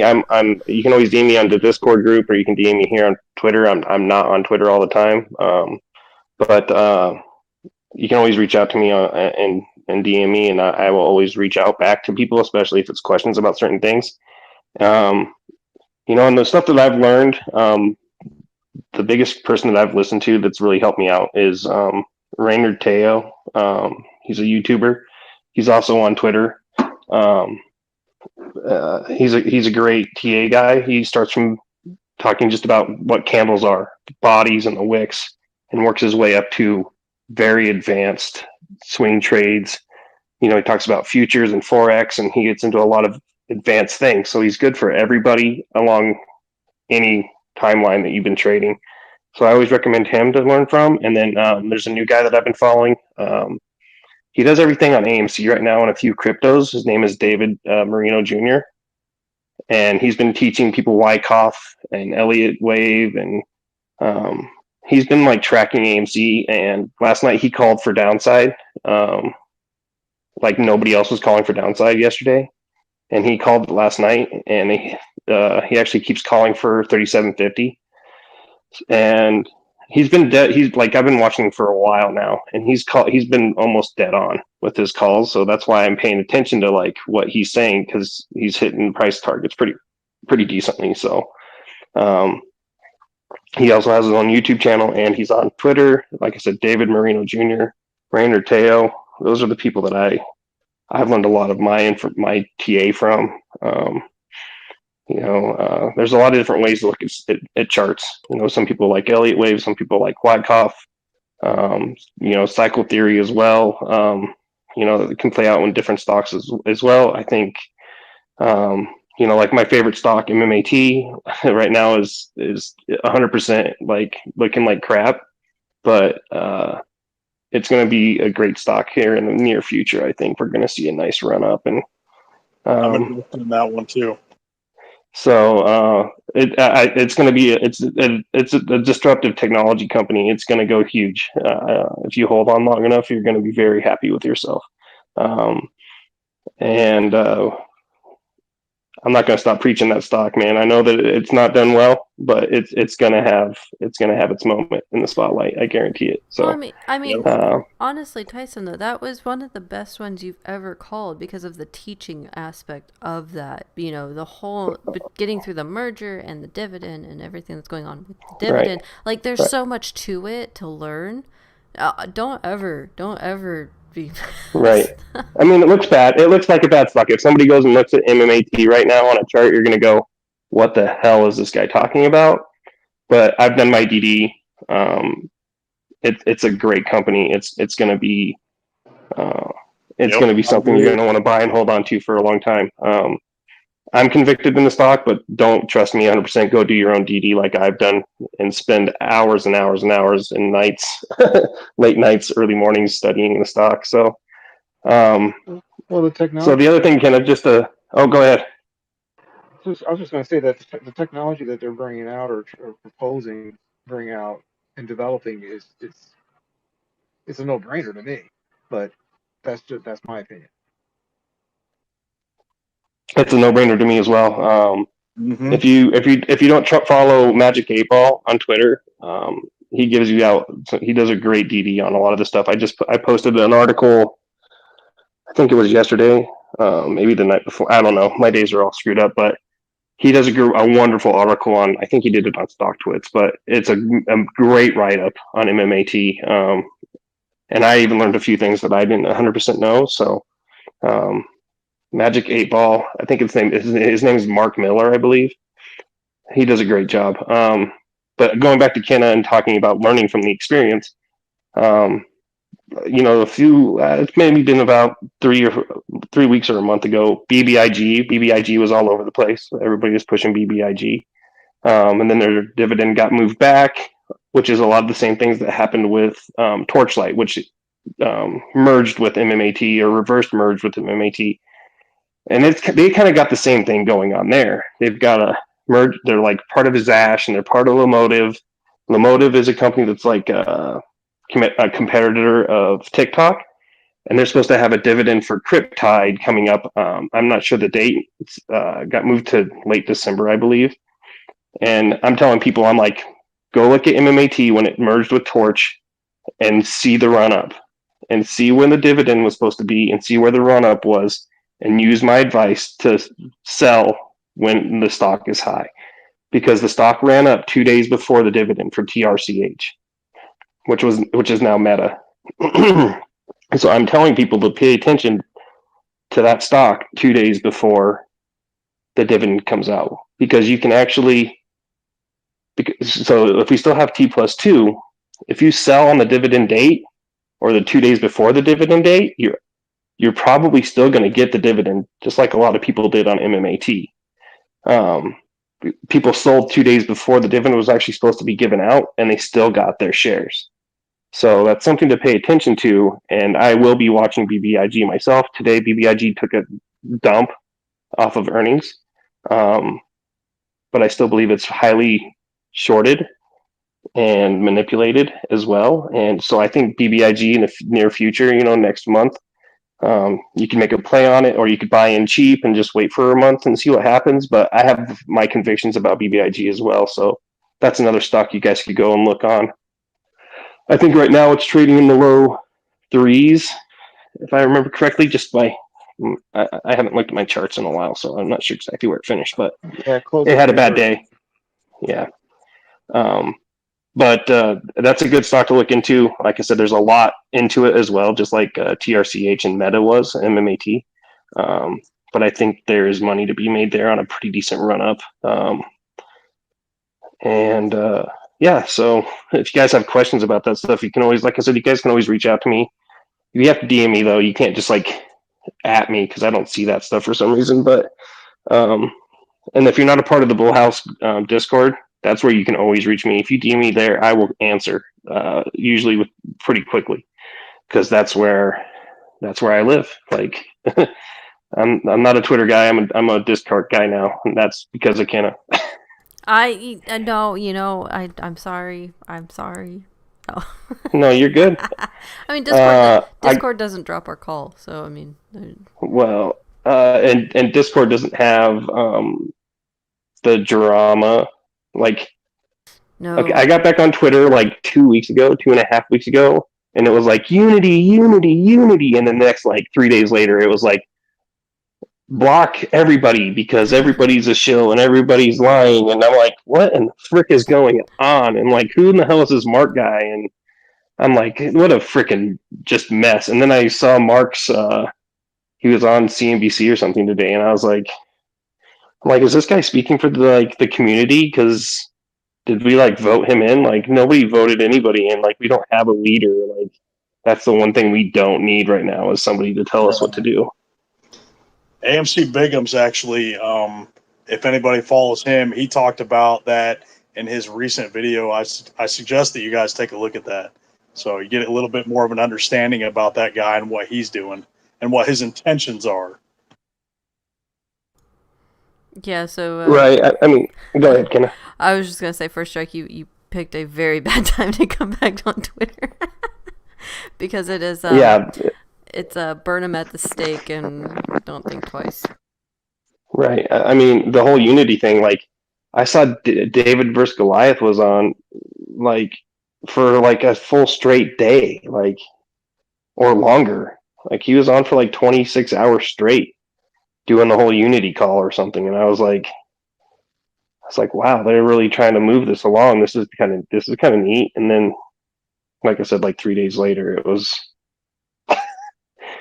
burn them at the stake, basically. Everybody's a shill, and be careful with who you communicate with on Twitter, and then somebody brought up Zion, and I was like, who the hell is that guy? And then I started looking at his posts, and I was like, whoa, dude, like, and then Hollister kind of brought me up a little bit to speed with the Zion Lion guy or whatever. I was like, well, yeah, I guess he did apologize, to be fair. I think like shortly after it was funny because right after we were chatting on Discord or whatever, he put up a little apology post on Discord, or on Twitter rather. But yeah, I guess he apparently he sold a bunch of covered calls last week and got all his shares called away, and then he threw a little fit and was just talking about how the whole thing was stupid and blah blah blah blah blah. Just it was just one of those things. I mean, whatever. It's understandable. I'd be pissed if I had 1,800 shares called away too. So, but you wouldn't make the mistake of putting out, if you wanted to hold those shares, why would you sell covered calls if you didn't want to get rid of your shares? Exactly. Like, Yeah. what I saw and what it didn't make any sense to what his plan was. Like, he didn't have a very good plan. His plan was very inaccurate. I don't want to be doing individual call outs like that. Yeah, well, my bad, but I mean, no. Well, we're talking about learning experiences, and I guess that's a pretty good learning experience. Is like, if you want shares of something, don't sell your shares with a covered call. It's a good pointer. I mean, that's a whole thing. I mean, we'll just I'm if we're gonna do that, I mean, can we just put out there to do DD on who the hell you're following? I mean, well, I'm just gonna put that one out there, period. So Right. I have been unfollowing a lot of people the last couple of days. I'm like, KMO, one of the staffers at the BullHouse gave me a bunch of I thought you really were decent stock traders, and I was like, wow, this is awesome. Like, and I'm like, I can't see their info because I've got too much crap on my Twitter feed. So I'm like, people got to go. I'm like, these guys are getting into me learning something or hearing about a good stock I thought you were gonna or a say swing that. trade. I thought you were gonna say that you blocked KMO. I was gonna be like, wow. No. I wouldn't block KMO. He. If you guys want to learn stuff, go to KMO. I mean, his charting abilities and TA has gotten phenomenal over the last, I don't know, month or so. Plus, he's a great options trader, and he's always learning. And he should be getting promoted to captain of a firehouse hopefully next year sometime. I really hope. So hopefully that gives him some free. Yeah, I think he will. I mean, I think he said 4 people already became captain. He was like number 13, and 4 already got pulled up to captain. So it's going fast. So I think he'll become a captain in no time. So that'd be good for him. I think he'll have a lot of spare time on his hands once he gets to that position.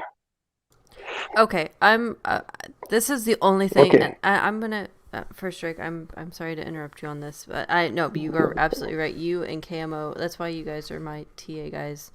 I mean, if you have any questions, I do minor TA in comparison to what these two do. I mean, those charts that you guys see on Twitter that's like, here's all these like lines, and it's like, I think price is going to go to this, pretty much what they do. And they actually are right. And I don't understand it yet, but it's like, they can pretty much nail it down. So if you do have any TA questions, please go to First Strike, go to KMO, any of the BullHouse staff. But those two mainly, because that's what they do. This is what they do. Even basic questions, just ask them if you're new to trading. Because I do know First Strike's been putting out, basic tutorials and everything like that. But John Diamond says, is Terrible canceled now? Coors and Astro going for the jugular. So, okay. I thought they just had like a makeup session. I don't know about Coors and Astro. I side with Astro with a lot of what he said on one of his videos. Like, he was pretty spot on. Like, there's a lot of us that, we are very passionate about what we are doing, trying to get information out, trying to do what we can. It isn't a 9 to 5. Like, I am, you can ask my team here, like, Tyson knows and that I'm up at all hours. Hallister, there's times when I message him at 4 a.m. and I'm like, hey, by the way, blah, blah, blah. Like, and he's probably like, dude, go to sleep. So no, like, it is not a 9 to 5 for a lot of people that are trying to get out as much great and informative information as possible, because this is something we believe in. This is finally the time for the nerds to come out and be like, hey, we can actually help. This is where we come in finally. Whatever. But as far as Terrible, I've played nice. I'm gonna go for it. I've played nice. I didn't call her out on her shit. But enough is enough. Do TA on who you're following. Do they do DD? Have they done the deep dives? Do they actually know what the fuck they're talking about? Yeah, I said it. Can they break it down if you ask them a question? If they're talking about something, hey, I found this, and they can't break it down in layman's terms. I know I have some trouble breaking it down, but I do try to walk it down. I try to walk it down for you guys. And then if I can't, I will have one of my staff do it because my brain goes a million miles a minute. But at the end of the day, you have to be able to break it down for people in the back, people that are just getting into trading. What is an ETF? What is a stock? How do they go into ETFs? What are these? Why do these exist? How does this all correlate? What does this all mean? What is the meaning of life, essentially?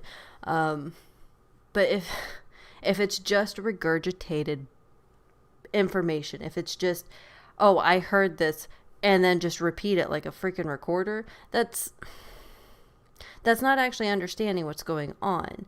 And I'm sorry, but this is why I kept saying she's a great marketer. She can market the hell out of herself. But at the end of the day, she is not a wealth of information. She is not a trader. She is not, and I'm sorry, I'm calling out the GME thing where she's a buy stock jewel. No. No, no, no. On so many different levels, I'm calling it out. There's been nothing but drama with her. She blocks people for no reason. She, if I get messages to come into spaces because she's doing something or Tara's hosting this or whatever, and I'm going, no, I'm not part of it. So this is all I'm going to say about it. Do your research, figure out who you're actually following. Do they actually know what the hell they're talking about? If they don't, you might need to go to a different room. Because at the end of the day, like, you have people like me and Astro and TMI, Jackson. We do so much freaking research, and to be regurgitated, it's not actually made sense, or it gets twisted or something. I can't wrap my head around it. So No, you're right though. Absolutely, 100%. thank you. Well, can I wait until you read that article on transparent, semi-transparent ETFs? Oh boy, here we go. Do you know how much homework It's you gonna guys give blow. me? No, well, you're talking ETFs. I didn't know about these things until I found like what?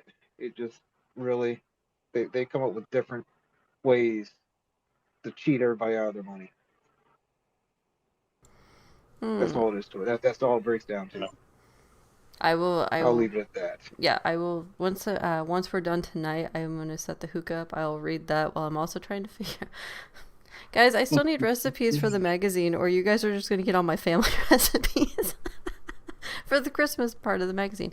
And Hanukkah and Kwanzaa, I do need history on Kwanzaa and Hanukkah because I can look it up, I can research it, but I'd love firsthand knowledge of things because I think that's more personable. But yeah, I will probably be reading that tonight, AU, while I'm using the hookah and relaxing.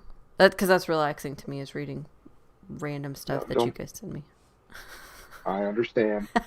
Well, thank y'all. Hey, First Strike, what was you said it was KMO?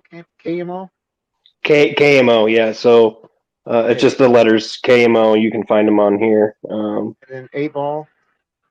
Yeah, Magic 8 Ball. So it's spelled funny, I think. But if you just look up Mark Miller, I think he'll pop up as well. Appreciate it. I'm pretty sure it's Mark Miller. And then one thing to go along off of Kenna real quick. The BullHouse is full of different people. We don't have just one person. So if one person can't answer a question, we can always go to the next person. And like Hallister he's like a fundamental guy. So that's where I go for like filings and stuff, because I'm like, I don't know that stuff, the stuff that I'm working on to try and figure out myself. All right. So you're gonna but everybody's got a place in the community. And that's what I thought I thought just like Sunday that Trey and Matt Coors and Astro were all on a stream, and he kind of said, okay, we are who we are, or whatever. And I think Matt Coors, yeah, he might use just like the 9 to 5s or whatever, but for people to go and watch his content, at least it's there, right? Like if you try and go watch Astros during the day, it's like music, his crazy Discord, and it's hard to get a lot of information from him, So it's like if you want Ortex data and somebody to tell you what the price of AMC is because you're listening, Matt Coors is a guy. He's somebody you can go listen to. I don't watch him anymore, but everybody's got a place in the community as long as you're trying to at least help in some way. So if you like Matt Coors, you like Matt Coors. If you like Astro, you like Astro. I have been watching a lot of Astro, and I've been in his Discord, and I'm learning stuff from a lot of the guys in there as well. So, just as long as you're getting good information from somebody, they're okay. But, like I said, my Twitter feed was just, I've been following whoever's been following me, and that was a bad choice. Like, it is just noise. If it's just noise and you're not learning something from somebody, then you need to move on. It's just like, you don't need them in your Discord or in your news feed for sure. So I'm weeding them out. You're gonna need to go on Discord and try to figure this thing out. I appreciate the Uh, assistance, though. yeah, man. If you ever need help in the Discord, just like I said, you can always DM one of us, and we can help you along. I had a hard time figuring out Discord, but once I figured it out, I loved it. That's my home. All right, appreciate it. Yeah, man. Thank you Thanks for so being much. here. Yep. Thanks, Tyson. Yeah, no, if you have any questions, don't worry. I've walked them all through Discord. They all hated me at first. I was like, oh yeah, let's do Discord. Now we have to use Twitter Space for random things. So yeah, don't hesitate to ask any of us anything. Hallister, do you have any final thoughts? No, I don't think so. I think it was good. We covered a lot of ground. We got some market stuff. We got some macro stuff. We got some controversial stuff, and then little community update. Oh yeah.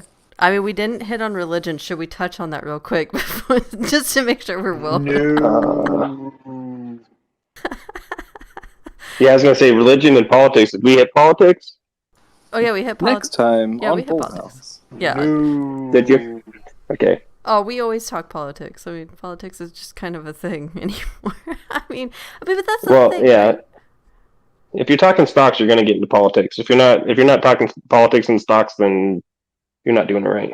Oh, 100%, 100%. I mean, no, but that's the thing. Like, we talk, like, all of those subjects that you were told as a child, like, you don't discuss finances, you don't discuss politics, religion, you know what, marital status or whatever. If you're not to discuss those things are taboo. Well, guess what? We talk about those things because, well, those are the things that are really screwed up in the world right now. But we do it. I like how we do it, though. Like, we all, because as you see now, even the staff disagrees on different things, and we sit here and we'll talk it out live. Like, hey, so wait, what you talking about? But that's the beauty of it. Yeah, we question each other all the time, but we talk through it as adults. And hey, did you get this point or did you miss this? And then we kind of go back and forth. You know, it's adults. Like, that's what the stock market's about. Is you have to be a mature person to understand what's going on with everything that's going on. And I think it's just a great community, and you know, everybody in this room right now is part of the community, you know, and we hope people bring stuff to us so that way we can just keep, you know, Kenna is like the research monster. She is always researching everything that everybody brings up, and I wish I had more time to do that stuff, but then Kenna wouldn't have anything to read, so don't take that away from her. Oh no, really, somebody can actually do it for me and give me the cliff notes, because my brain's getting very full. And is there a upgrade? Is there a hard drive upgrade that I can do? Take the red pill. NVIDIA's working on it, Kenna. Yeah. Well, I heard, you know, no, Moderna will give you a chip. They got a new thing that's coming out. Yeah, it's of course. Shot to the head. They'll just give you a chip right in there. Yeah, oh man, no, dude, it's the Pfizer. It's a Pfizer pill, dude. What are you talking Moderna? It's a Pfizer pill. I'm kidding. That makes you smarter. Oh, no, I went there. Gives you more headspace. They're gonna pump us full of nanobites. Okay, hold on. Sorry. I shouldn't. Let's not get ourselves canceled, guys. From YouTube anyway. I was just putting out the new product. You know. Yeah. I should get paid. Hallister, you know, I went there with Rittenhouse, and you just took it 5 steps further. I'm very proud of you. It was a joke. It was a yoke. Yeah. Oh God. See what your jokes pull, Alistair? And I remember that. I love it. Does anybody have anything? Yeah. Does anybody have anything else they want to? I wanted to say one more thing. What is the link to the Discord, Kenna, for the BullHouse? Oh, I can. Can I get it? I mean, yes. Yeah, I will send it to you. All right, thank you. I got Boss's Discord. I just don't have yours. Put me on that list too, please. I'm trying to look you up now. Okay, I will actually just tweet it out. Does that work? Yeah, that works. All right, I will tweet it out. Yeah, I think I have a link on my profile on Twitter, but I haven't looked at it in a while, so that might be a false statement. Invite. I have to move some stuff. Give me a sec. I definitely need a third monitor at this point. I'm still working off of a laptop and a a Sonum cell phone. I'm probably the only person in the world that has a Sonum cell phone. Oh yeah, trust me. I fight with you whenever I have to log in with into YouTube. I'm like, whose phone is I haven't been. I got like kicked out of YouTube. I'm not even over there anymore. Weird. I'm not even logged into the BullHouse at all for the YouTube. So I don't know about that. I don't know what's going on. I guess you and I might need to get together and look at that. Yeah, 100%. Because it still pulls up your phone. Yeah, which is weird. Like, whatever. Whatever. No big Whatever. deal. Yeah, no. Yeah. All right. Well, is there anything else you guys want to talk about tonight? We're pretty much done. Apparently Hunter's laptop, but no, I'm not even touching that with a 10-foot pole tonight. No, I'm just not. I'm just. D was just asking make sure that if you YouTube. buy another, make sure if you buy another monitor, you don't get it off of Amazon. Go to GameStop. Oh, 100%, 100%. No, yeah, no. Oh yeah, it's in the cart. Yeah, there you go. Put it in the cart. In the cart. Yeah, I mean it'll probably be another month or so before I get a third monitor, but no, guys, it was a great podcast. I appreciate everyone coming up and talking about it. Oil. We will cover oil tomorrow. Ooh, oil. Oh boy. That's a good one. And that's a good topic. It is a good topic. And so we'll actually be in our Discord tomorrow, guys. So if you we won't be on Twitter Space. So if you do want to partake and come talk with us, be in our Discord. If you do need help getting in and getting set up and whatnot, reach out to one of us. You'll be prompted. You have to accept 2 sets of rules. There'll be a main rule that you'll see pop up, and then you have to go like the little bot that's in the rules chat. It's just safety and security. I think we've had 2 bots that come in that have gotten actually through, and it's been up since May. But it is a very quiet community. We are, I don't know why our Discord actually became very just business, period. It is very just calm, which I like. It makes all of our jobs easier. But it is not a rolling chat 100% of the time, just only when something crazy happens. Yeah, it's been quiet in there. It's been quiet for sure. No drama.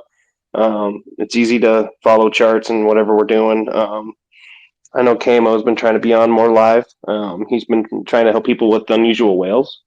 So if you guys are interested in that, he actually shows you how he does it and how he filters things. So that's a great place to go and follow unusual whales.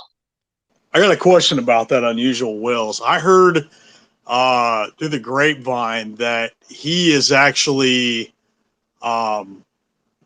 with the original GME Reddit subreddit. You know what I'm talking about? I can't think of it off the top of my head right now, but I thought that was Wall Street Bets? No, the other one.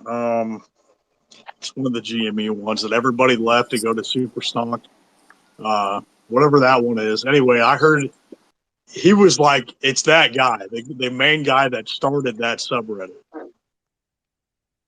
That's what I've heard. I don't know how true that is, but that's what I've heard.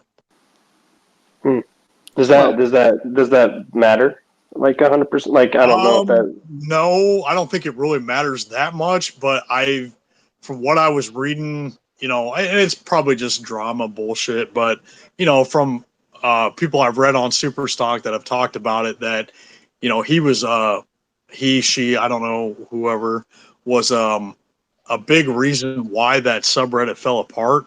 I don't know if it was drama or what. I wasn't really around when that sub was actually pretty big, but that's just what I've heard. I don't know. Take it with a grain of salt, but that's just the rumor that I heard. Right. Yeah, I mean, I would use what Unusual Wells has been putting out and go look at other people's tweets about Unusual Wells, and I think there's been a lot of positive things come out about Unusual Wells, but I would have to go research a few things. If I'm not telling you go get a subscription right away. if you link Unusual Whales has been working for other people and you're interested, KMO can give you a free look into it. Basically, is all I'm saying. So Yeah, no, it sounds hypocritical, but I do follow him. I mean, I do listen to what he has to say. I just heard that. I just want to right. point that out. Okay, yeah, no big deal. I'm like I don't know much about GME. I just know that I wish I knew more before it went where it went. And Yeah, I you mean, and I both. I used to go to GameStop all the time, dude. I used to be one of those midnighters, buying Yep, Call of me Duty. too, But man. Yep. yeah, No, I think it's one of those things. I mean, I think you hit it. I mean, it's just one of those. It's one of those older drama type things that I mean, who knows really whether there was much substance to it or not. I mean, I think I know who you're talking about. I'm not going to like throw out the name or anything, but yeah, I mean, he was a mod at one of the other subs. Like he was a mod in Super Stonk as well. Well, it's not. He is. I do want to say it's not Renzel. Like, I know D just put Renzel. Renzel actually works for Unusual Whales. Like, he just got put on the team a couple months ago. Oh, okay. That's probably what it is then. That's probably what it is. Yeah, Okay. Renzel. And that's who I had heard. Yeah, Renzel's actually a good buddy. He's very knowledgeable. But no, Okay. Unusual, and I've known Unusual Whales since February. Like, I've talked with him since February. He's a good guy. Very just okay. I mean, I remember actually when he started, like, it was just him, back in February when he really kind of got it going, and he wasn't sleeping. Like, me and him were kind of always up on the same schedule, and so I was just like, hey, you should probably go to bed, and he was like, yeah, you too, and I'm like, yeah, no, there's just too much to read, there's too much to do, blah blah blah. And then it was like, I think in March he was like, I need help, and he finally started getting people to come help him. Running the social media, posting things, and then getting the website really, made and everything. And he just kind of grew. Like, I mean, hats off to him. He's doing great. Okay. All right. Well, that squashes that then. That's good to know. Thank you. Yeah, not a problem. Yeah, I was gonna say, yeah, it's not Renzel. Renzel's a good buddy too. But there's just GME had their own little bit of drama, and I mean, it's just been crazy. I've always liked him. There's a bit of drama. That's the problem. Yeah, so I mean that's just, I mean, that's gonna happen when you have a community as big as ours. Between GameStop and or AMC or whatever, the drama's inevitable. But you just tune it out if you can. That's all I can say. But people starting to get frustrated. Yep, I agree. Yeah, they are. They're 100% starting to get frustrated with it. And that's why. So I am gonna say we are. I am so excited to say this. I'm trying to create a new BullHouse channel, like BullHouse Gaming. I don't quite understand it yet. But I have this game that I've had for about a year, and I think it's gonna, like, if I'm not telling people to go buy a game. I'm not asking that, but if you have it or if you want to partake or anything, it's a great community game. If you Tower Unite is what it's called, and I'll type that in the chat.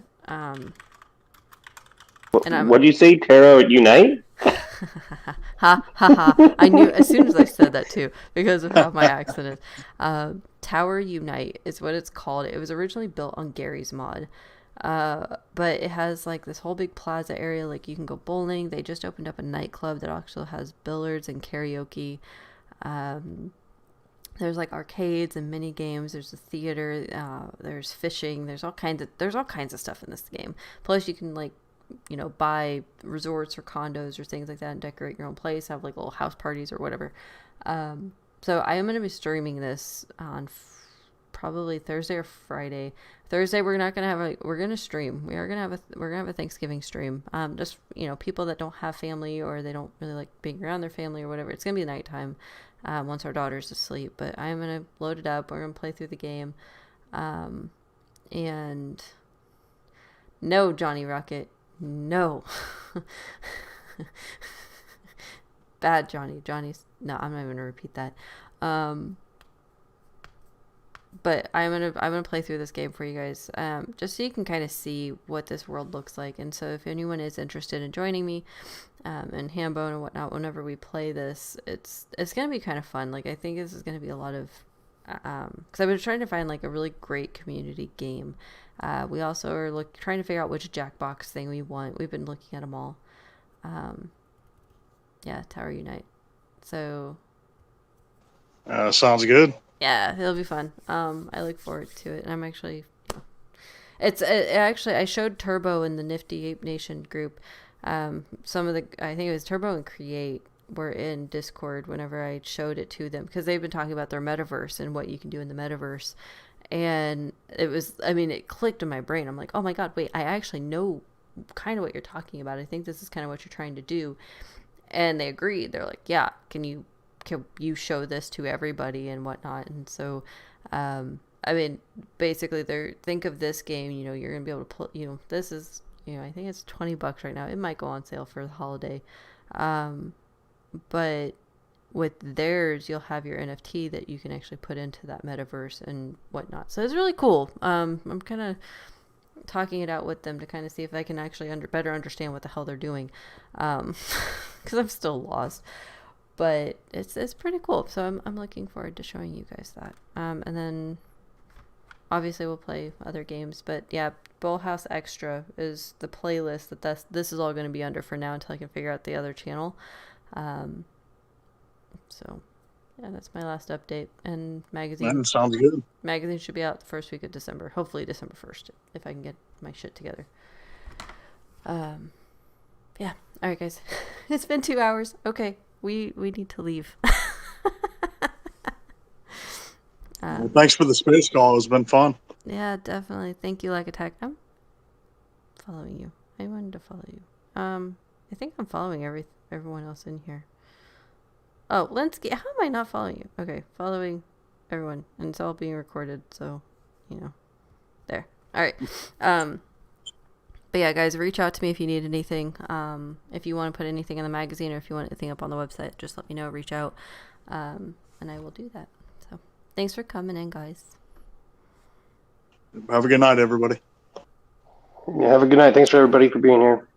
Good night.